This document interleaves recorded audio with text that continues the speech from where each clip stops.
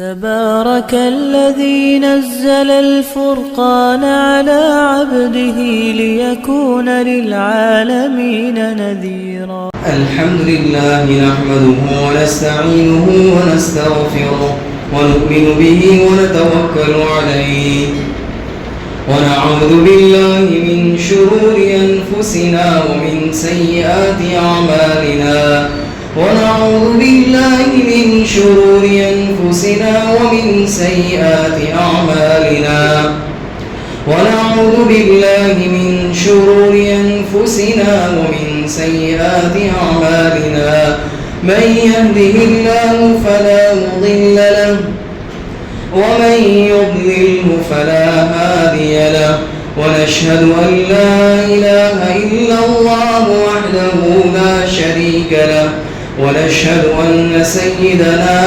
ومولانا محمدا عبده ورسوله صلى الله عليه وعلى آله وأصحابه وبارك وسلم تسليما كثيرا كثيرا. أما بعد فأعوذ بالله من الشيطان الرجيم. بسم الله الرحمن الرحيم. إن الذين يكفرون بآيات الله ويقتلون النبيين بغير حق ويقتلون الذين يأمرون بالقسط من الناس فبشرهم بعذاب أليم. أولئك الذين حبطت أعمالهم في الدنيا والآخرة وما لهم من ناصرين. صدق اللہ العظیم.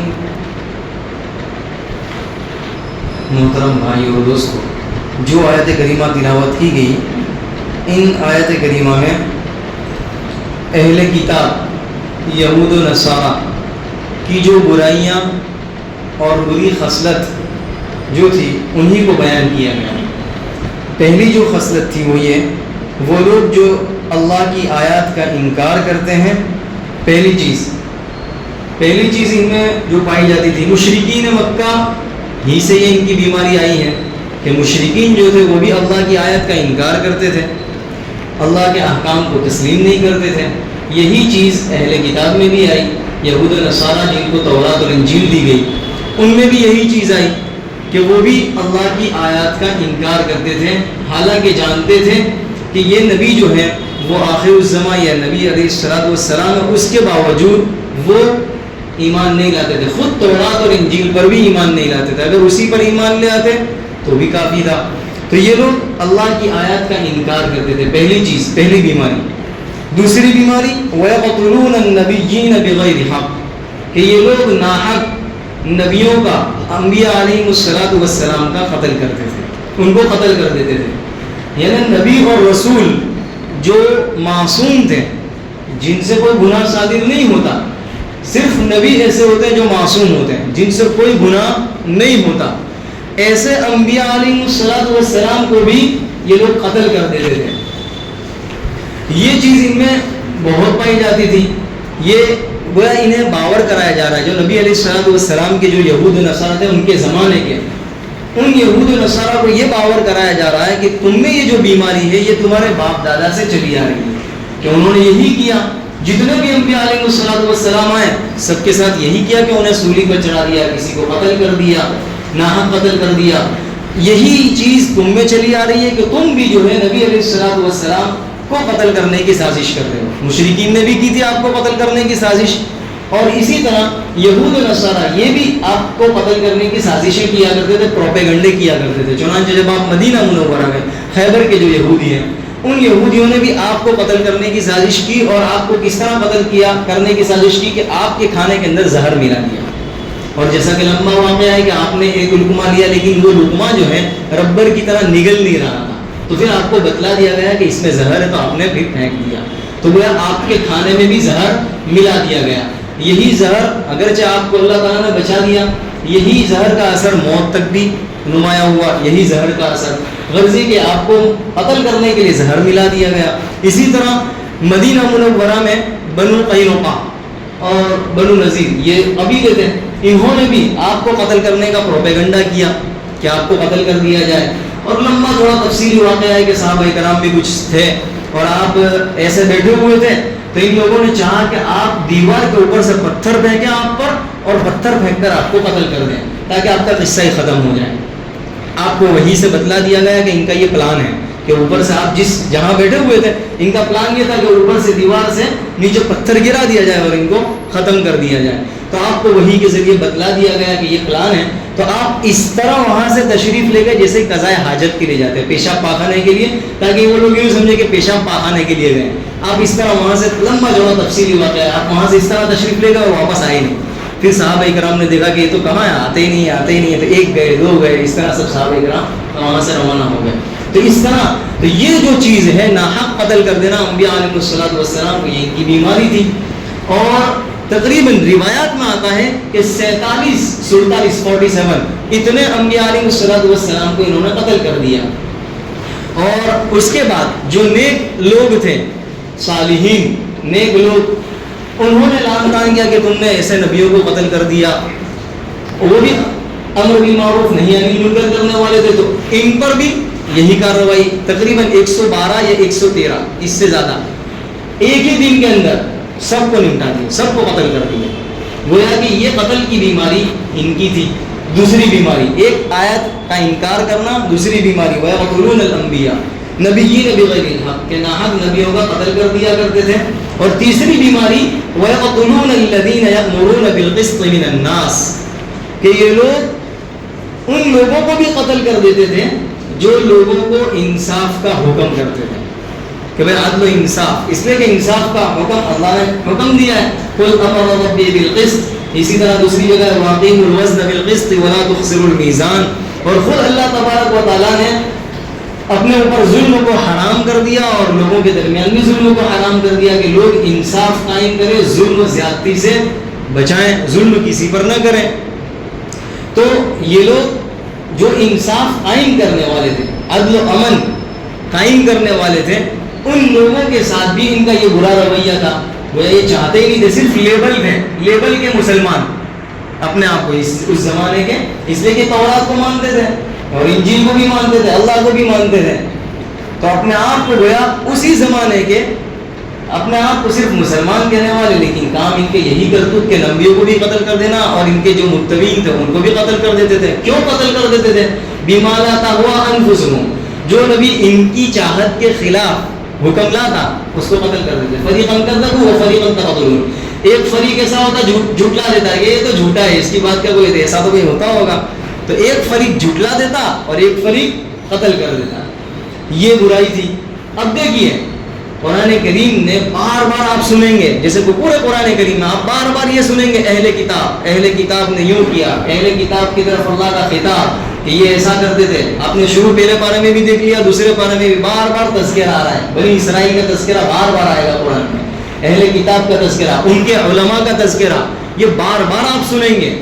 ان کی خرابیاں, ان کی برائیاں, پھر ان پر جو اللہ کی طرف سے عذابات آئے وہ, ان پر جو ذلتی اور جو رسوائی آئی وہ, ان سب چیزوں کو آپ بار بار سنیں گے. کیوں؟ اس لیے کہ یہ اللہ تعالیٰ عبرت بتلانا چاہتا ہے کہ قرآن کریم قیامت تک کے لیے ہے. اب بنی اسرائیل نے جو نبیوں کے ساتھ کیا, بنی اسرائیل نے جن نیک لوگوں کے ساتھ یہ کیا, بنی اسرائیل میں جو خرابیاں برائیاں تھیں, تو اگر یہ خرابی اور یہ برائی قیامت تک آنے والے لوگوں میں اگر ہے تو اپنا آپ کو ٹھیک کر لیں. ان کے لیے نمونہ موجود ہے کہ ان لوگوں نے یہی کیا تو ان کے ساتھ پھر کیا ہوا, اللہ کا کیا عذاب ہے وہ بھی آگے آ رہا ہے.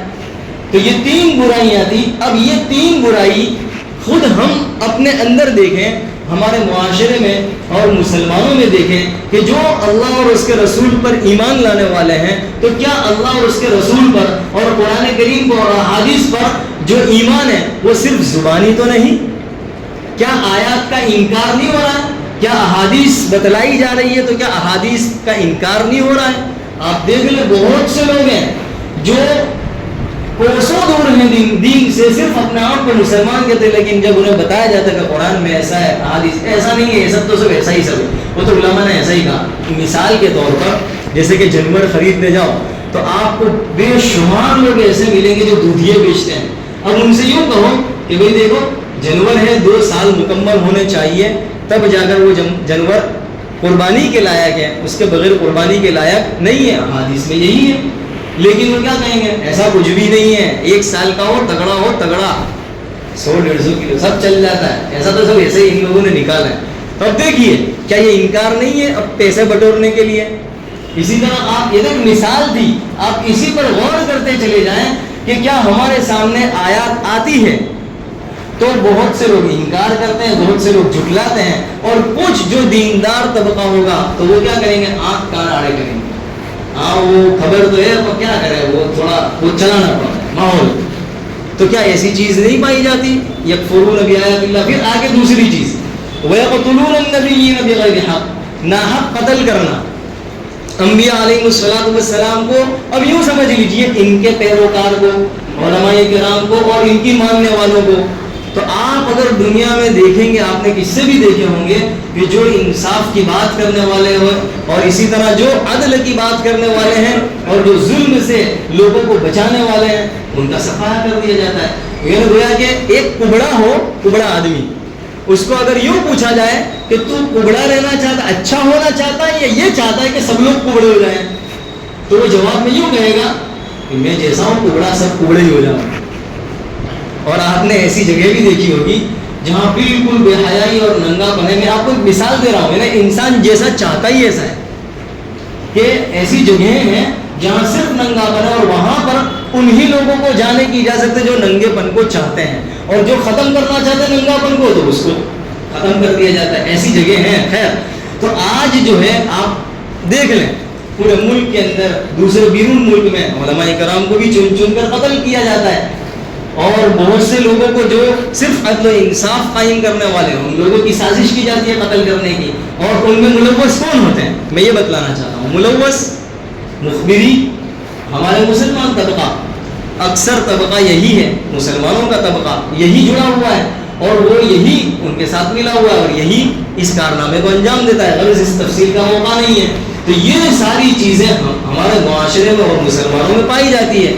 اب اگر جو لوگ ایسا کرنے والے ہیں، آیات کا انکار کرنے والے، نبیوں کو قتل کرنے والے، جو انصاف چاہنے والے لوگ ہیں، امن قائم کرنے والے کہ ملک میں انصاف قائم ہو، ملک کے اندر نفرت ختم ہو جاوے، اور وہ اس کو چاہ رہے ہیں، ایسے لوگوں کو قتل کرنے والے ہیں، ان کا کیا انجام ہوگا؟ وہ پیسے کا خواہش، اپنی نفسانی خواہش اور مال و دولت کے لیے یہ سب کام کر رہے ہیں، غرض کے لیے، مفاد پرستی کے لیے، تو ایسے لوگوں کا انجام کیا ہوگا؟ فَبَشِّرْهُمْ بِعَذَابٍ أَلِيمٍ۔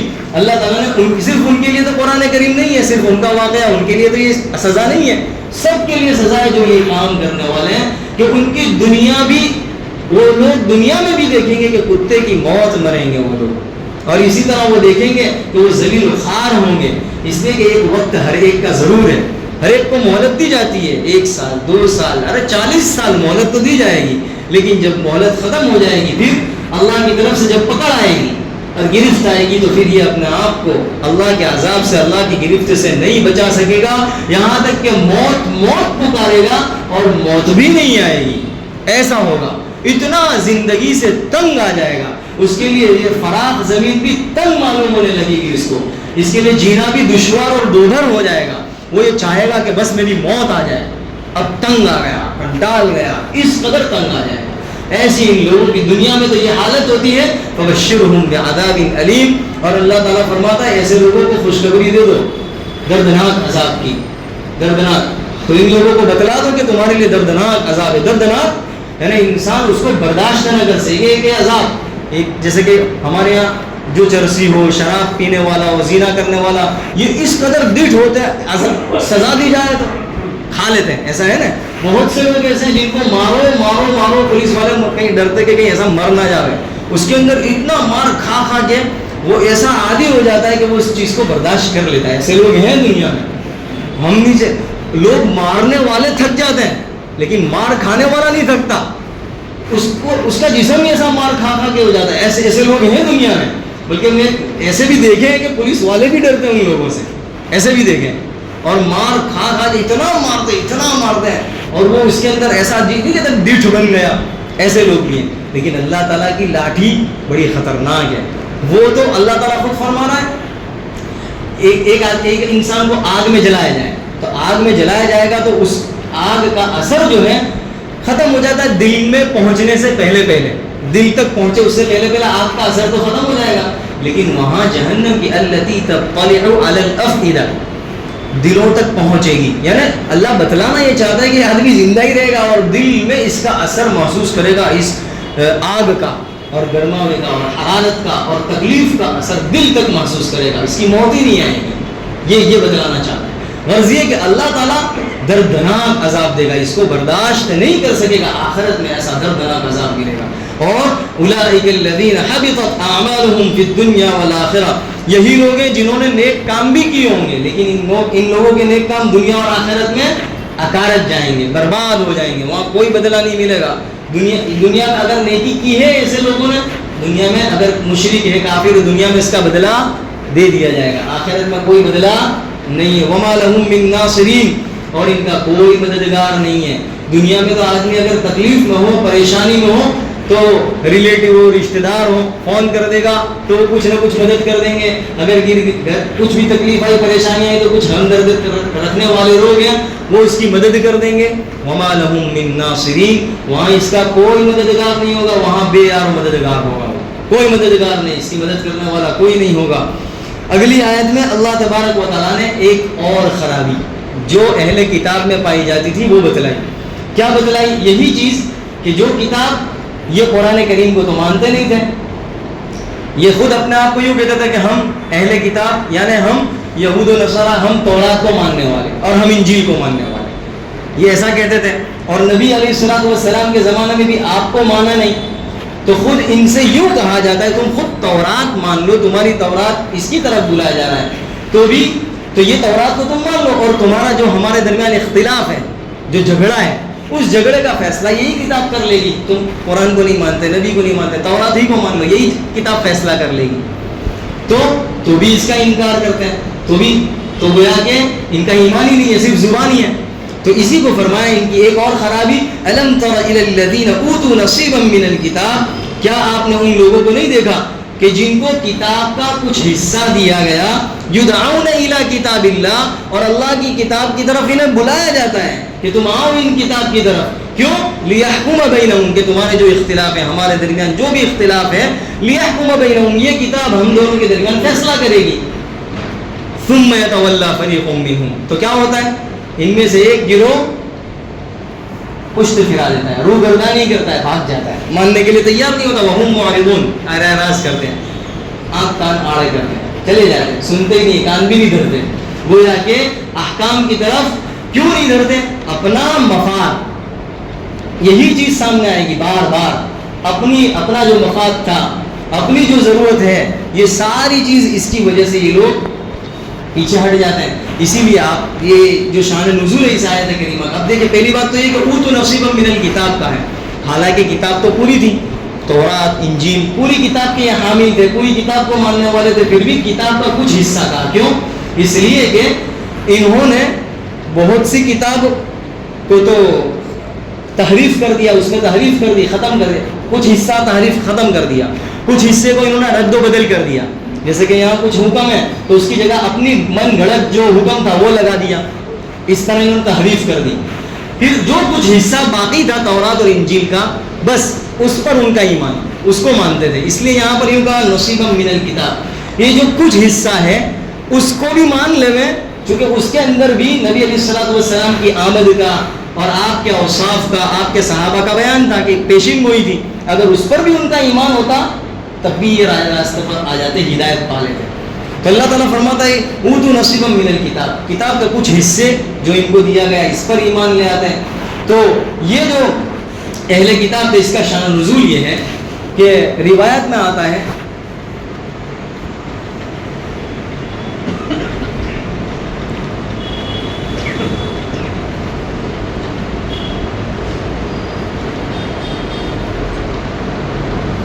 خیبر کے باشندوں میں ایک مرد اور عورت نے زنا کیا، منہ کالا کیا، برا کام کیا.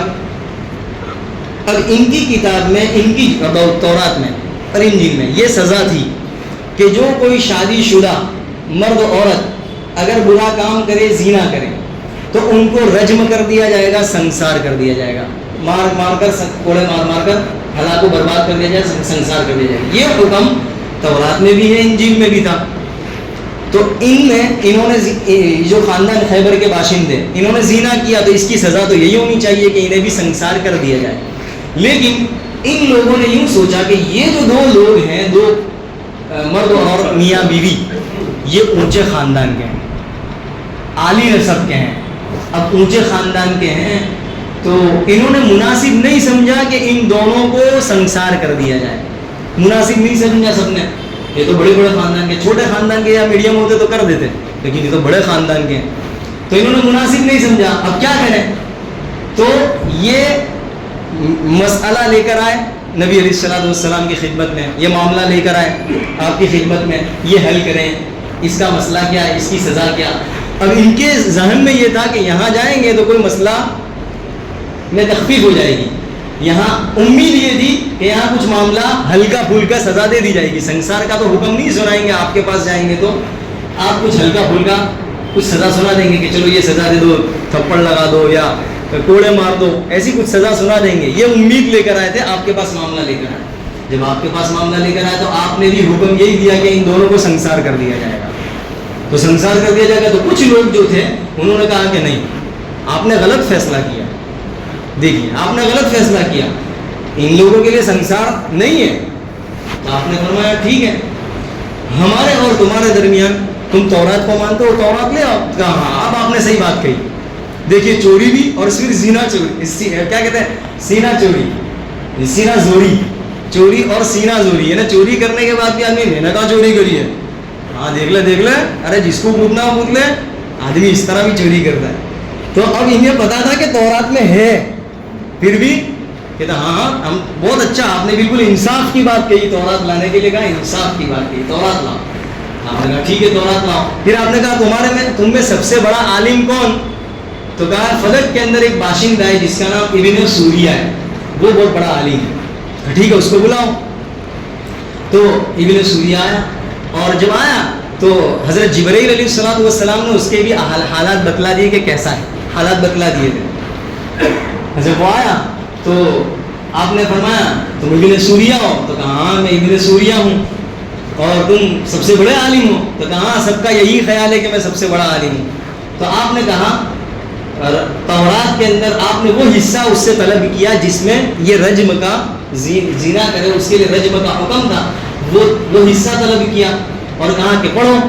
تو اس نے پڑھنا شروع کیا, اور جب یہ رجم کی آیت آئی کہ انہیں رجم کر دیا, اس پر ہتھیلی ایسے رکھ دی, ایسے ہتھیلی رکھ دی اور آگے سے پڑھنا شروع کیا. تو عبداللہ ابن سلام رضی اللہ تعالیٰ عنہ, یہ یہودیوں کے بہت بڑے عالم تھے. عبداللہ ابن سلام بہت بڑے عالم تھے. اللہ تعالیٰ نے انہیں ایمان کی توفیق دی. ان کا بھی بڑا لمبا قصہ ہے کہ کس طرح ایمان لائے, یہ خیر اپنی جگہ. تو یہ بہت بڑے عالم تھے. انہوں نے کہا یا رسول اللہ, یہ اس نے آیت رجم پر یہ اس کو اپنی زبان میں کیا چھوڑ دیا اور اپنی زبان میں گپچا دیا, آگے نکل گیا, ہاتھ رکھ دیا, ہتھیلی رکھ دی. تو پھر وہ کھڑے ہوئے اور کہا ہتھیلی ہٹائی, اور ہتھیلی ہٹا کے پھر وہ آیت رجم پڑھی. کہا دیکھو یہ جھوٹا, آیت رجم چھوڑ گیا. اس میں حکم یہی ہے کہ جو شادی شدہ مرد ہو, شادی شدہ عورت ہو, اور اگر وہ برا کام کرے تو انہیں سنسار کر دیا جائے. اور اگر وہ عورت حاملہ ہو, بچے سے ہو, تو بچے پیدا ہونے تک وہ موقوف کر دیا جائے سزا. پھر اس کو بچہ پیدا ہو جائے تو سزا دے دی جائے سنسار کرنے کی. عورت کے لیے یہ حکم تھا, تو یہ حکم تو ہے ہی. تو پھر آپ نے کہا دیکھ لیا, تو پھر آپ نے سنسار کر دیا. اب سنسار کر دیا تو جو تھے, جو راضی نہیں تھے, اونچے خاندان کے لوگ تھے, مالدار, اپنی پارٹی آدمی ہے, لوچا ہو جائے گا, تو ان کے سنسار کر دیا تو ناراض ہو گئے. ناراض غرض یہ کہ یہ جو واقعہ ہے, اب اس واقعے میں بھی بہت بڑا سبق ہے, وہ سبق بتلانا چاہتا ہوں. یہ جو واقعہ اللہ تعالیٰ نے بیان کیا, ان کی جو بیماری بیان کی کہ یہ خود اپنی کتاب پر بھی ان کا ایمان نہیں. جب انہیں کہا جاتا ہے کہ یہ کتاب فیصلہ کرے گی, اس پر بھی ایمان نہیں ہے. اب جیسے کہ بتلایا کہ ان لوگوں کا انجام کیا, ابھی جیسے اوپر بتلایا, وہ انجام وہ اپنی جگہ رکھیں. اب یہ جو بیماری ہے, کیا یہ بیماری ہم میں پائی جاتی ہے؟ میں مثال دوں, 3-4 مثال دوں آپ کو, 3-4 مثال. کہ ابھی مثال کے طور پر طلاق کا مسئلہ لے لیں کہ طلاق کے اندر کہ 3 طلاق دی تو وہ 3 طلاق واقع ہو جاتی ہے. اب ایک آدمی ہوگا, وہ مختلف لوگوں کے پاس جائے گا. مختلف لوگوں کے پاس جانے کے بعد یہ اس کی کوشش ہوگی کہ کسی بھی طرح حلال ہو جاوے بیوی. اب وہ کسی بھی طرح مسئلہ پھیر کر بیان کرے گا، یا چاہے گا کہ کوئی ایسے کے پاس جائے جو ایسا مسئلہ بتلا دے کہ تیرے لیے حلال طلاق واقع نہیں ہوئی ہے. برابر اس طرح ہوگا. گویا کہ اس کو سنا دیا گیا کہ یہ فیصلہ ہے، یہی حدیث کا، قرآن کا یہی فیصلہ ہے، اور اس کو ماننے کے لیے تیار نہیں ہے. اپنی خواہش پوری کرنے کے لیے کسی بھی طرح بیوی ہاتھ میں آ جائے. ایک مسئلہ، اب اس کی تفصیل اپنی جگہ پر. دوسرا ابھی عدت کا مسئلہ کہ بھائی عدت جو ہے، عدت تک تو اس کو دیا جائے گا، یعنی شوہر جو ہے اس کی جو عدت ہے اس تک تو اس کو پیسہ دیا جائے گا، اس کی جو خرچی ہے وہ دی جائے گی. اب عدت گزرنے کے بعد وہ الگ، یہ الگ، خرچی ورچی نہیں رہتی. لیکن کورٹ کے اندر ایسے کئی مسائل ڈال دیے ہیں کہ جو مسلمانوں کے لا اور قانون سے ٹکراتے ہیں. اور وہ ایسے، میں ابھی آپ کو بتلا رہا ہوں، 2-3 مثال تو خالی بتلا دوں گا. ایسے قانون ہیں کہ جو انسان کی خواہش کے مطابق ہیں، اور قرآن میں وہ حکم انسان کی خواہش کے خلاف ہے. اب یہ آدمی 3 طلاق دے دی، یا جو بھی طلاق واقع ہو گئی، اب طلاق واقع ہو گئی تو اب کورٹ کے اندر جائیں گے تو اس کو معلوم ہے کہ کورٹ کے اندر جائیں گے تو اپنا تو کام ہو جائے گا، پوری زندگی کا خرچہ، اور جو کیس بنانا ہو کیس بنا دو. آج بہت خطرناک چل رہا ہے، جیسا کہ آپ سب لوگ جانتے ہوں گے کہ کورٹ میں کیا نہیں چلتا. جو کیس بنانا ہو بنا دو، جو FIR کرنی ہو کرا دو، اور چاہے طلاق بھی دے دی، یہ الگ یہ الگ سب الگ. لیکن موت تک کا، جب تک کس کی موت آئے گی کھادا خوراکی لے لو. اب کورٹ سے تو یہی فیصلہ ہوگا کہ بھائی تو نے دے دی تو دینا ہی پڑے گا. کورٹ میں تو پتہ نہیں کیا سے کیا، جیسے وکیل سب جانتے ہیں اور سب اس میں سے بھی جانتے ہوں گے کہ کیسے کیسے مسائل بنائے جاتے ہیں، جھوٹے. یہ اس لیے جھوٹے مسائل بنائے جاتے ہیں تاکہ بٹور لیا جائے پیسہ. یہ 2 مثال. تیسری مثال آپ کو دوں میں، جیسا کہ ہر ایک جانتا ہے کہ بھئی کرایہ دار مالک مکان نہیں ہے، وہ کرایہ دار ہے. مالک مکان مثال کے طور پر وقف کی ملکت ہو یا پرائیویٹ کسی کی ملکت ہو، اب وہ سال سے اس میں رہ رہا ہے. یہ تو کانگریس نے قاعدہ بنا لیا، یہ 70 سال 75 سال، بہت بولتا ہوں 80 سال لے لو، یہ اس وقت کا قاعدہ، یہ کانگریس کا قاعدہ آج تک چل رہا ہے، اور لوگ اس کو اپنے مفاد کے لیے، پیسہ مفاد پرستی میں استعمال کر رہے ہیں اس قاعدے کو، قانون کو. یہ اس نے قاعدہ بنایا تھا کہ جس کی زمین وہی اس کا مالک ہے، اس نے قاعدہ بنایا تھا تو اس کا قبضہ. تو خیر، اب اس زمانے کے لوگ بڑے سیدھے سادے اچھے لوگ تھے، انصاف پسند تھے، کہ اتنے اچھے لوگ تھے کہ اگر اتنا بڑا مکان ہے تو وہ یوں سوچتا تھا کہ میں 2 روم ہے، مجھے 1 روم کی ضرورت نہیں ہے، میرا بھائی رہے گا. اس نے دے دیا. اب دے دیا اور یہ قاعدہ جب سے نکالا کئی لوگ پریشان ہیں. اب چونکہ قاعدہ کورٹ کا کیا ہے، قبضہ اسی کا، تو وہ چھوڑنے تیار نہیں ہے، بلکہ چھوڑتا ہے تو کتنے لاکھوں روپے مانگتا ہے، لاکھوں روپے دینے پڑیں گے تو جا کے میں چھوڑوں گا. ایک تو اس نے احسان کیا، اور اس احسان کا اس نے یہ صلہ دیا، یہ بدلہ دیا. آپ یقین جانیے یہ پیسہ جو ہے میں نے اپنی آنکھوں سے دیکھے ہیں ایسے واقعات کہ جو اس طرح پیسہ بٹورتا ہے، پیسہ لے لیتا ہے، آپ یقین جانو وہ کبھی بھی چین سکون سے نہیں رہے گا. اس کا پیسہ جس راستے سے آیا ہے وہ اس کا راستہ لے کر رہے گا. اور اگر کچھ تخفیف ہوئی بچ گیا تو آخرت میں نہیں بچے گا. پئی کا حساب دینا پڑے گا. آپ آج دیکھ لیں، میں وہی کہہ رہا، یہ تو مثال دی میں نے 3 جو بہت عام ہے. تو ایک یہ چیز ہے. تو آج کیا ہمارا جو ہے ایمان ہے اس پر، کتاب اللہ پر ایمان ہے؟ اگر ہے تو پھر ہم بھی تو اہل کتاب جیسا نہیں کرتے. تو اہل کتاب جو ہے وہ اس طرف ایمان نہیں لاتے تھے. اس کی کیا وجہ، وہ بھی اگلی تفصیل سے آگے آ رہی ہے.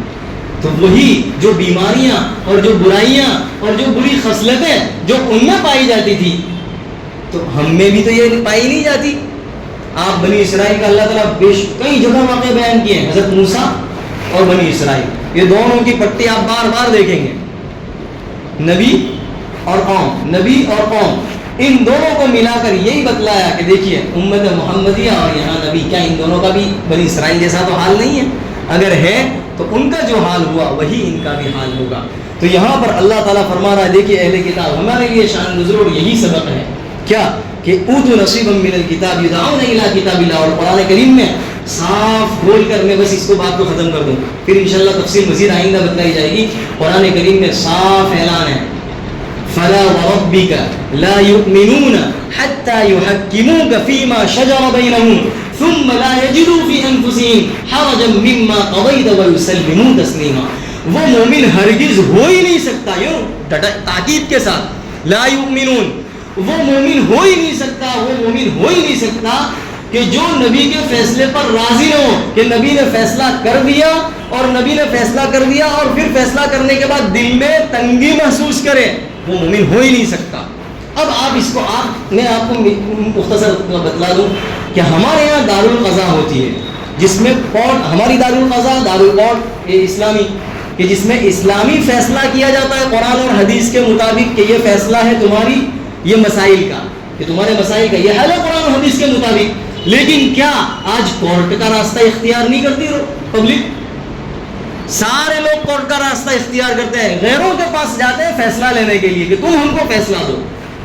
یعنی کہ ایمانی غیرت ختم ہو چکی، سب ختم ہو چکا، یعنی اتنے بے غیرت بن گئے اور قرآن کریم کے فیصلے پر راضی نہیں ہیں. اور ایسے لوگوں کو دیکھا ہے جب قرآن کریم کا فیصلہ لینا آتے ہیں اور جب چاہت کے خلاف ہوتا ہے تو اس کو تسلیم نہیں کرتے اور یہ چاہتے کہ یہاں تو گڑبڑ ہو جائے گی.